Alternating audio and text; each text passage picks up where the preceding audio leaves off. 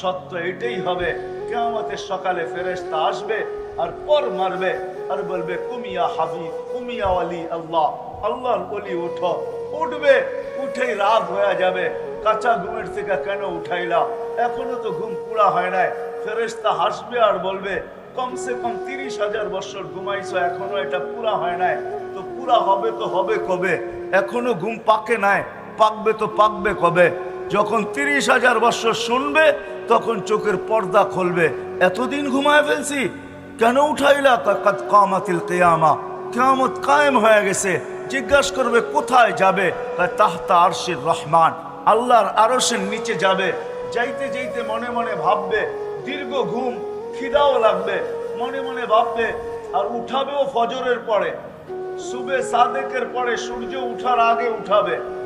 মোমেন মুসলমানকে কবর থেকে এই সময় উঠাবে যাতে সূর্য